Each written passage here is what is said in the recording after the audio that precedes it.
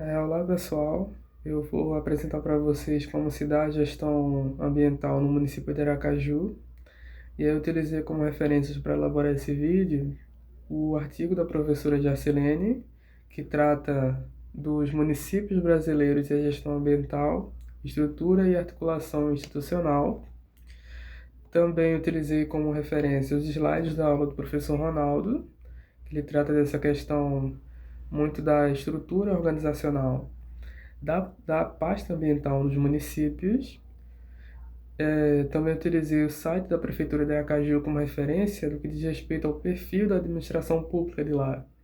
Então, de lá eu peguei o perfil da administração de várias secretarias e pude observar como se dá a organização da pasta ambiental no município.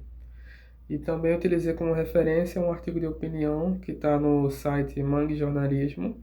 Eu vou disponibilizar isso na descrição do vídeo.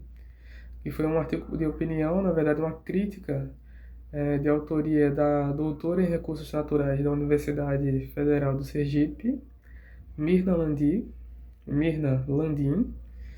que ela fez um questionamento sobre como estava se dando a gestão ambiental no município de Aracaju. Então, primeiramente, destacando o que o artigo trouxe, né? Eu peguei dois pontos aqui que eu achei interessante destacar da introdução, que eles falaram o seguinte, de que os governos municipais são reconhecidos como aqueles que possuem a maior incumbência para planejar, captar recursos e selecionar pessoas qualificadas para implementar estratégias eficientes de gestão ambiental. Então, o que eles quiseram dizer com isso, com essa sentença, né? Que os governos municipais, no caso as prefeituras, eles são os que estão mais próximos das pessoas no que diz respeito à implementação de políticas públicas. E por isso eles precisam se apoderar de mecanismos que fortaleçam sua legitimidade no enfrentamento aos efeitos das mudanças climáticas. Então, a seção seguinte do artigo, ele trata justamente dos instrumentos de gestão ambiental, no caso, esses mecanismos que as gestões municipais precisam se apoderar para implementar a sua política ambiental. E aí, falando da evolução da gestão ambiental ao longo do tempo, a gente vê que a política ambiental ela começou a ser amplamente discutida depois da Constituição de 1988, que no artigo 30º, que fala diretamente sobre a competência dos municípios em todos os níveis, mesmo na política ambiental ou na prestação de serviços, enfim, ele fala o seguinte, que é a competência dos municípios promover, no que couber, adequado ordenamento territorial mediante planejamento e controle do uso, do parcelamento e da ocupação do solo urbano. Então, o que ele quer dizer com isso? Que os municípios possuem autonomia para criar sua própria legislação ambiental e definir as diretrizes que levarão à proteção do meio ambiente. Então, na literatura, os argumentos dos autores constantemente divergem sobre esse papel das gestões municipais, como elas organizam as suas políticas ambientais. Então, por exemplo, para Moraes, que é um pesquisador citado aqui no artigo, a boa gestão ambiental municipal é qualificada quando a estrutura do Estado é capaz de abrigar a política ambiental. Ou seja, quando o Estado ele é capaz de criar uma entidade, um órgão, uma autarquia capaz de abrigar essa política ambiental e centralizar as decisões. Para Bostrom e Cornyn, eu não sei se eu falei certo o nome deles aqui, mas eles defendem que a gestão ambiental municipal envolve um conjunto de atividades diversas, cuja finalidade principal é fornecer serviços municipais com o menor impacto ambiental possível. Então você há aqui uma priorização dos serviços municipais e que esses serviços eles têm que ter o menor impacto ambiental possível.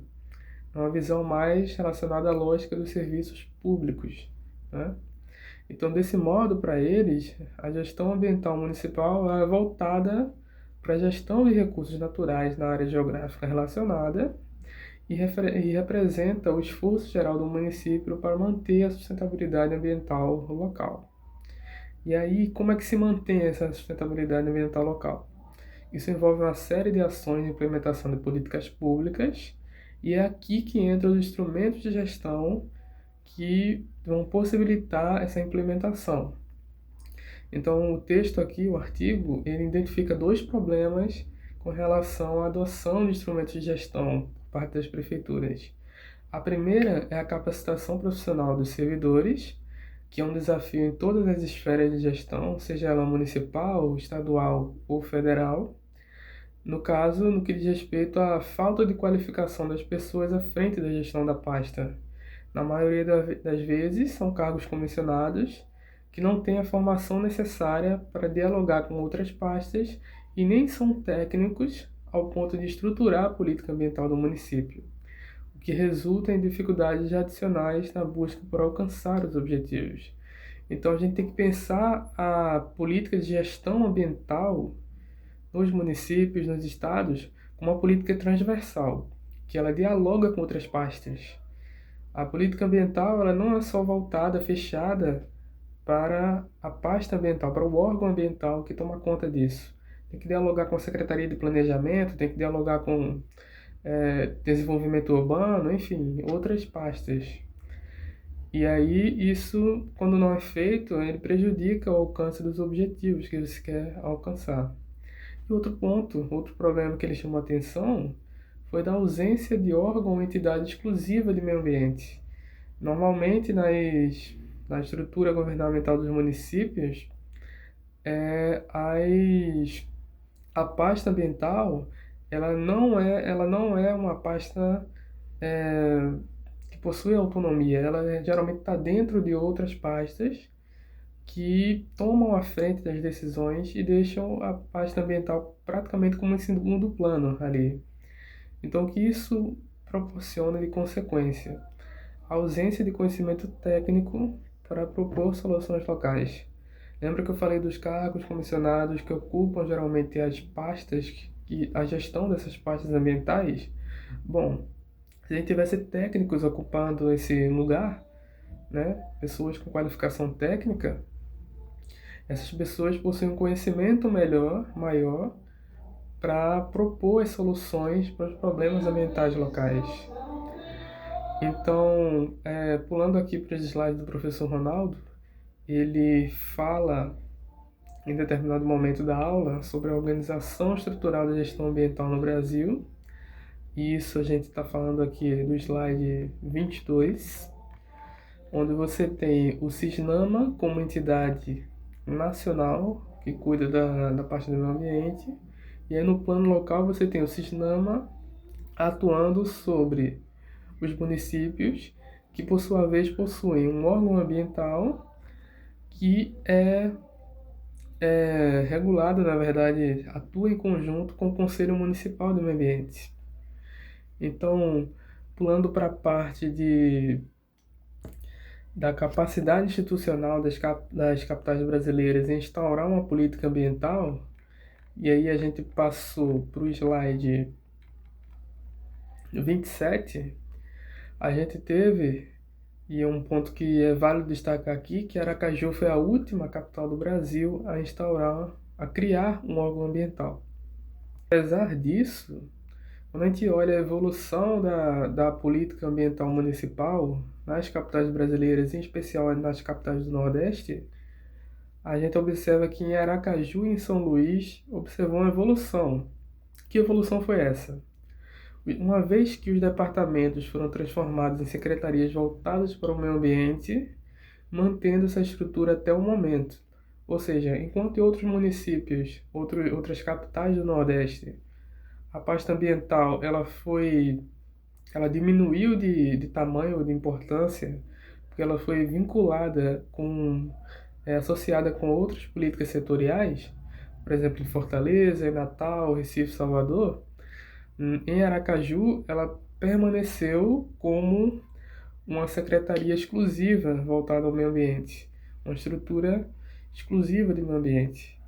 E isso é importante quando a gente olha aquele ponto que eu falei inicialmente, que Assim, é positivo você ter essa integração com as pastas, mas é preciso que você tenha uma estrutura exclusiva para o meio ambiente, para tratar da pasta ambiental.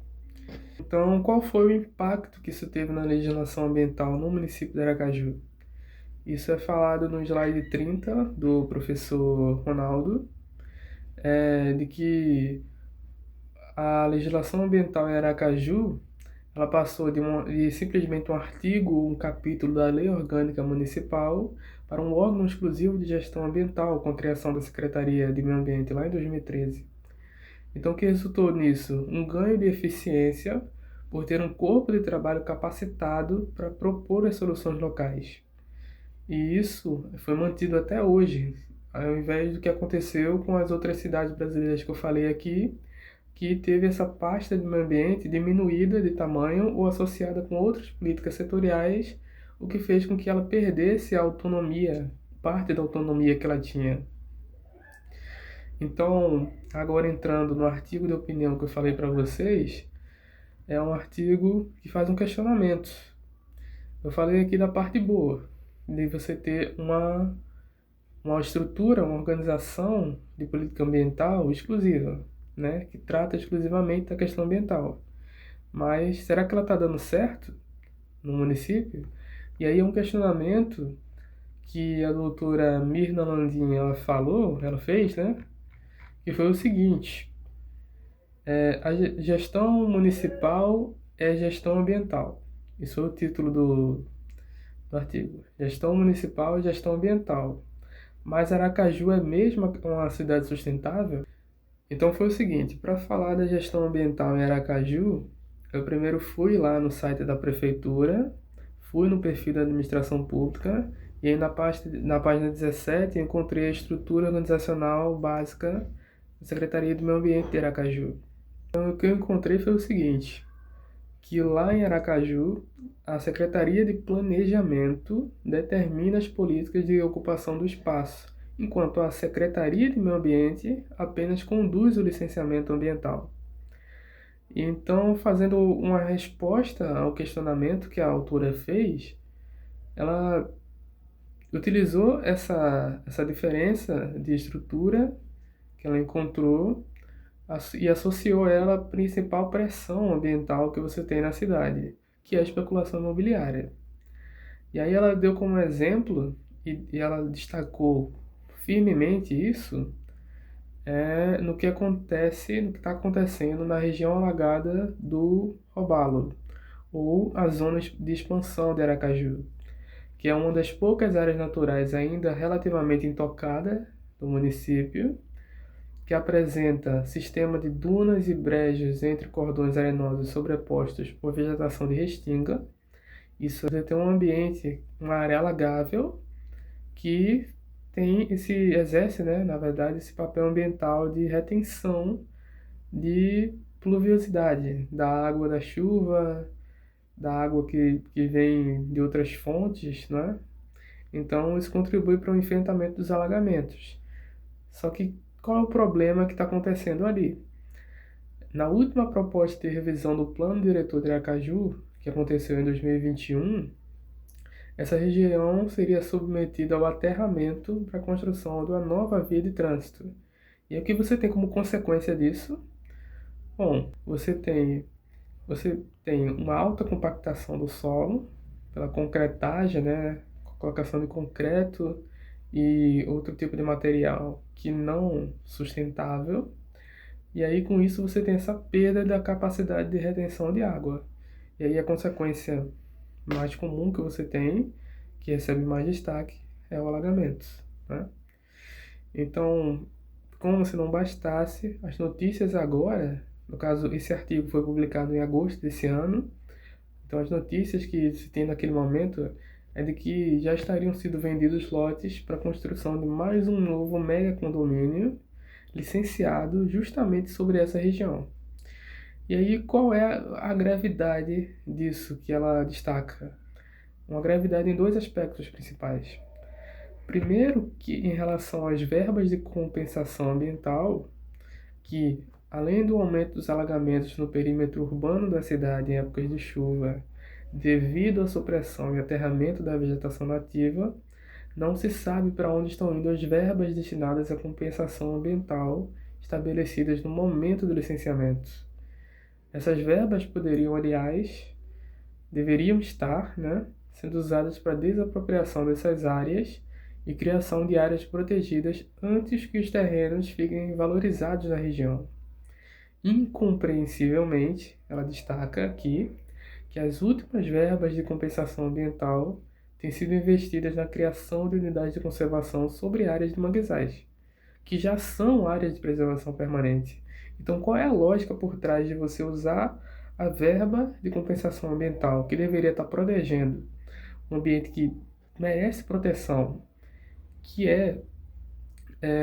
essa região alagada, e você colocar essa verba para criar unidade de conservação onde já é uma área de preservação permanente, ou seja, já é uma área protegida de preservação integral, que são os manguezais. Então não faz sentido isso. E ela destaca exatamente isso. Enquanto isso, nenhuma área de restinga em Aracaju está legalmente protegida, estando todas as poucas unidades de conservação do município concentradas na sua região central e norte. Paralelamente a isso, observa-se o quê? Que ocorreram falhas no licenciamento ambiental. Então, ela destaca que as informações disponíveis no portal de transparência, indicam que esse empreendimento foi aprovado no apagar das luzes, ou seja, no fim da última gestão municipal, da gestão anterior, de forma que não houve consulta pública, nem sequer foi divulgado o relatório de impacto de vizinhança. Isso vai totalmente de encontro ao que consta no Estatuto da Cidade, que foi uma lei aprovada para vários municípios brasileiros lá em 2001, o Estatuto da Cidade, que considera a necessidade de gestão democrática por meio da participação da população e de associações representativas em todas as etapas de projetos de desenvolvimento urbano. E aí, por conta disso, dessa falta de transparência da gestão municipal, cabe, é um processo contínuo, a Defesa Civil e outros órgãos públicos de arcar com os custos para mitigar os danos causados por esses empreendimentos aprovados por licenciamento inadequado. Então, o que está feito está feito. Espera-se que o poder público, na figura dos órgãos de controle e fiscalização, Ministério Público, Tribunal de Contas, entre outros, possam tomar conhecimento do que está acontecendo, do que está atualmente em curso, e agir de forma integrada e conjunta, a fim de evitar mais um desastre ambiental planejado. Alagamento, sabe, é natural que aconteça, mas que pode ser evitado. Então, como esses órgãos de controle podem atuar? Medidas cautelares, para estar de olho nesse processo de licenciamento, impugnação de processos, de licitação, enfim, outros tipos de processos, ou mesmo vetar a continuidade desses projetos, porque eles ameaçam a segurança presente e futura da cidade. Então, para finalizar, a autora deixou uma mensagem que ela disse o seguinte: quando a gestão municipal ignora a natureza e a dinâmica dos ambientes que busca ocupar, frequentemente temos situações em que os investimentos serão públicos, os lucros privados, mas os prejuízos serão invariavelmente públicos. O que quer dizer com isso? Que quando a gestão ignora os impactos ambientais que um erro que ela comete pode causar no futuro ou mesmo a curto prazo no presente, os investimentos que serão realizados para conter essa situação serão públicos. Quando não é um investimento para conter, e sim para aprovar, para liberar você tem um investimento público naquilo, mas os lucros são sempre privados, porque trata de empreendimentos privados, porém os prejuízos serão invariavelmente públicos, ou seja, todo mundo vai perder com isso. Então é isso, pessoal. Essa foi a minha apresentação e fiquem bem.